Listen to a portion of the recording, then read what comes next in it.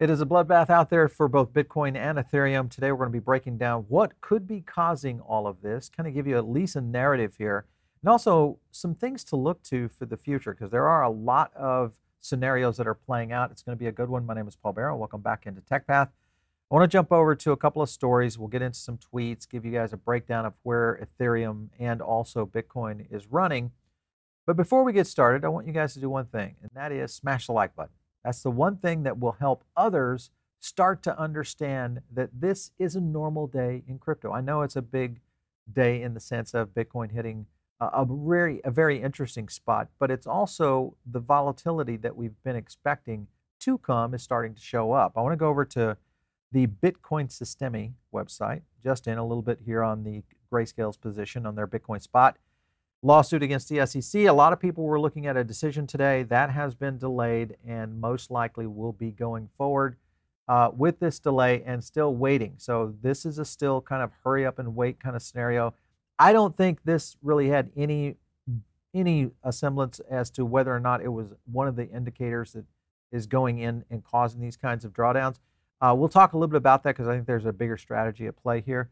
Other things that were coming out on this of course, is Ryan Selkis over at Sorry. Reminder, the Grayscale trusts, which are SEC reporting companies, are toxic assets that fleece holders and cause the crypto market contagion. The SEC has 2 years to address the billions of dollars of investor harm, GBTC, and instead focus on the Kardashians and ESG. This is just the kind of scenarios that are playing out right now on crypto Twitter, but more importantly, on where the drama kind of stands on these ETFs, the challenges that Grayscale has met with the market, and then also how the SEC is playing into such a pivotal role on all of this, because ETFs are a big part of this. And if you've listened to a part of, well, we do these mastermind groups, and if you're not part of our Diamond Circle, make sure we're going to leave a link down below where you can get in. But we do a lot of additional content over there. And one of the things that I put out yesterday in the mastermind was this very issue around a much less bullish on Bitcoin at the moment, and there were many reasons why, and we might play that or send this guys out to you on the Diamond Circle. So if you're not in, join and you'll get a copy of that video. But I want to go over to another article right here. Bitcoin and Ether price of course slumping leads to crypto bloodbath, 1 billion in liquidations. A couple of points here within the article just to kind of highlight a little bit what happened. About 176,000 traders got liquidated over the past 24 hours. That's 90% of these liquidations took place within the last 12. So a lot of positions right now that were being liquidated, and this of course recorded their lowest daily volatility in several years. So this is an interesting aspect to what is currently happening. The $1 billion liquidation is the biggest liquidation event in the crypto industry in the past 8 months, after the last such events during the FTX collapse. So this is a major one when you think about how far we came from around the high 29s, where we actually clipped around 30K, all the way down to where we are right now, where we broke 26 for a short time today. And I think if we're still tracking over there on the board, probably tracking under 26 right now. Bitcoin just saw one of its largest daily liquidations, volume history. Starting at 4:30 yesterday, Bitcoin fell 7.5% in 20 minutes, erasing 42 billion in market cap. That's how fast this market can move. Now, if you're brand new to crypto, I want you to think, is this normal? Yeah, kind of. It is kind of normal, both up and down. We see these kinds of volatility moves, and I think a lot of people have been screaming that the market was setting up for volatility for quite some time. And if you look at some of our own sentiment data, we've been kind of pointing at this for quite some time as well.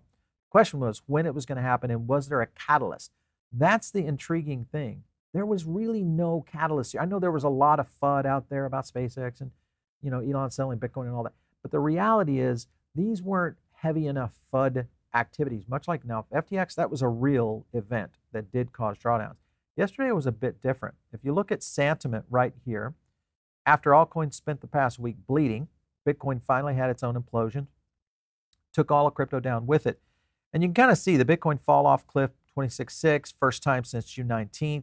Buy the dip calls are now kind of in the play. Now, this is something, again, not investment advice, but these are the kind of things that we, as a research team, as a media outlet, we look, because listen, we invest in these assets. We look at these projects. We'll go in on them. And the thing that we're always doing strategically, and this is something you've heard me probably say a lot, is that I don't necessarily do dollar cost averaging. I mean, it works for some people out there, and no harm, no foul. I'm more of a guy that looks at it as an opportunity of buying the really red days. And that's on assets that I feel like, hey, I'm looking at long term, so I'm willing to see, a falling knife and try to catch it, knowing that it's probably going to either dip a little bit further or it may get a bounce. The key is you're buying it while it's in regression. And that is one of the things to me that helps you position, including creating a better average in terms of your overall position. So that's something that I think a lot of people are looking at right now. There, I want to jump over to James Lopp. He basically hit on a few things here. Many young folks who are investing in crypto ecosystem today are ill prepared for what they're getting into.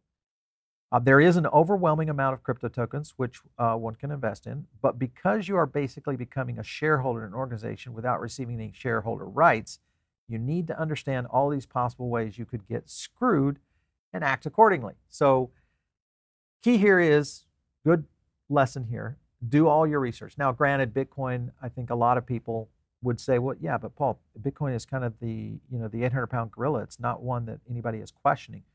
True to an extent.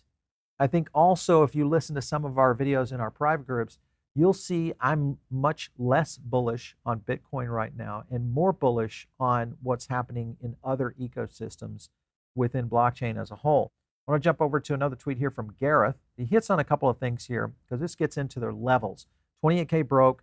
It's about 24 hours to regain that level. Our probability greatly increases heading to 25. That happened. The run from 25 to 31 was largely a result of the optimism of the ETF approval. I would agree. And really the big statement here is, should 25K break, 20 becomes the next stop. So this is the thing that we're watching right now.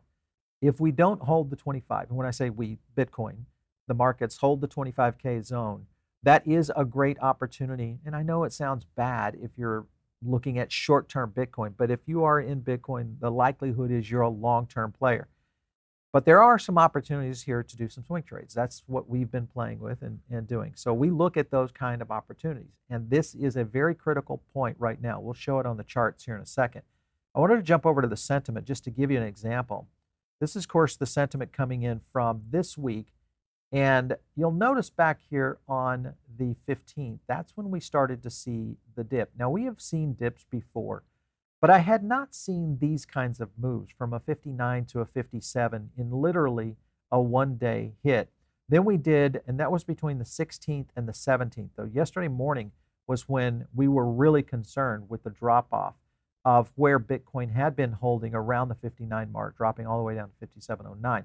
Then the after hours last night dropped all the way to 54.63, indicated we were probably going to continue to see the slide, which is what happened today and is happening right now. So again, this kind of sentiment data along with overall market data, this was the other point that we hit on in our mastermind group, is that one of the points we watch at all the time is when we start to dip below the 50-point ratio for overall market sentiment. And that happened over here on the 15th of August. The last time we saw that was when we saw some other dips in the market right here around the 1st of August. So key here is now we've clearly held a reduction in overall market sentiment, which is holding it at 45 right now. Think of this as a fear and greed index. This is a problem right now, I think, and that's the question mark, back to Gareth's tweet, of whether or not we start to see 25 break and on our way to possibly a 20,000 or a 21,000 Bitcoin. A lot happening in the markets right now. Make sure and stay tuned for all that, and smash the like button if you guys like this kind of content. A couple of breakdowns when we do these sentiment charts, let us know. We'd love to get your comments down below.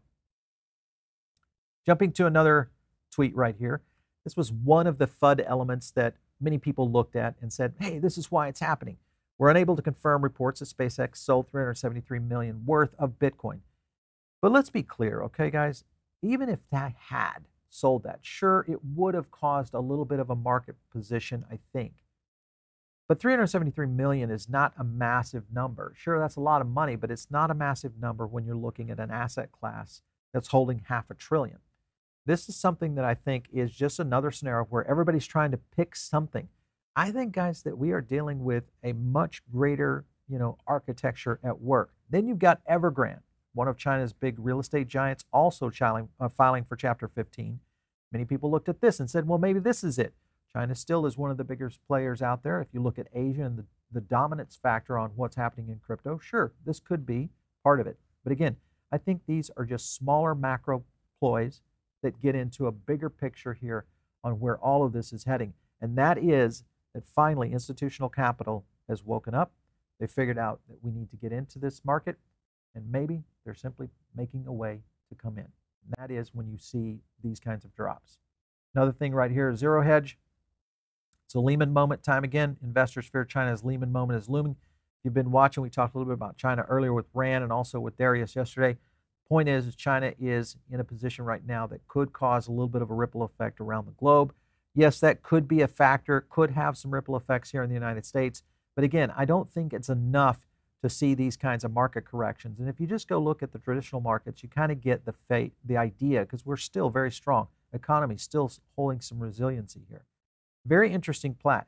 Then you get the news on Ethereum, officially not a security, coming in from the SEC, and now potentially greenlight an ETF futures. This again is very, very bullish signals. Why would you not think that Ethereum and the market would respond to that in a positive manner, knowing that an ETH ETF might be around the corner? All these kind of things just makes you go, something's up here. I want to go over, here in a second, I'm going to go over to the ETH chart real quick just to show you. Also, ETH falling off the cliff right there from 1,800 down here, bouncing a little bit, but right here around 1,670. All that with news on a futures ETF. I'm going to jump to a clip real quick that Darius and I did yesterday. Listen in. I think you're going to like this one. Around this. Yeah, so I mean, I think the halving is definitely going to matter, but I think it's probably going to matter more on the other side of the halving, and particularly once we get more, clarity on the regulatory front from an institutional allocator standpoint. I assume the ETF is going to get approved. This is BlackRock we're talking about here, so move on. Nothing to see here. That thing's getting approved. It's just a matter of when, not if. But even if it's a BlackRock, what is your theory? Do you think that's going to cause a major response from the markets in general? Yeah, because one, ETF is a tax-efficient vehicle that allows not only institutional allocators, but also RIAs, et cetera, to find places to park their assets. But I also think it's not just the availability of the product, it's also the demand for the product, right? No, I don't feel that the launching of the ETF is a major event. I feel that the regime that we've entered into, and I don't believe that we are entering the regime now, we've entered the regime, 2 years ago, which is 3 years ago, really, the fiscal largesse regime. We've went from an era of monetary dominance to an era of fiscal dominance. And what that ultimately means in asset allocation terms is that the investment community is way long too many bonds. They're going to be forced, and I'm talking not the crypto community, I'm talking the institutional investment community. Yeah. Those people at the margins for the next decade plus, as long as we're in this high budget deficit, and it's not just US, it's global, high budget deficit, fourth turning, high inflation environment, they're going to be looking around for alternative assets. And it's not all going to come the day they launch the ETF or the ETF gets approved. It's going to be a persistent, steady stream of flows, one by one, as investors get more and more comfortable with the idea of taking this kind of risk. All right, so as Darius and I kind of alluded to, we were getting into the whole idea of when the ETF does get the seal of approval, BlackRock most likely being the leader here, and there's going to be a lot after that. Then the marketing ploys will begin. The charge into crypto and this evolution of digital assets will have arrived, and that's the thing that even Darius was kind of pointing at, is that this is probably not going to be a major event to cause a major move, but it will long term. And I think that's the scenario that is playing into this. Like any markets, these are long-term plays. Sure, there's going to be some swing trades. Yes, if you're willing to take those kind of risks, yeah, of course they're going to be out there. There's going to be plays on altcoins. All of this is going to happen. If you look and continue to track on these sentiment data points, just to go back to that point, all you have to look at is these market trends. These market trends do give some indicators as where the overall market is going. And I think that's the bigger picture here as we start to kind of plan for where does Bitcoin go from here. One of the things, of course, if you guys want to jump in on that, just go over to Crypto Power Index. You can find out more about that stuff. That's where we drop in a lot of those. We track a whole bunch of tokens for you. All right, so if you're not part of our Diamond Circle, it's one of the great places that you can get additional content. Make sure and, of course, click the link down below. It's a great opportunity to get additional content. We do research over there for you. And it's a great place to start your journey with the PBN group here, of course. Very easy to do. If you want to follow me, it's out there on Twitter, @PaulBaron. We'll catch you next time right here on TechBath.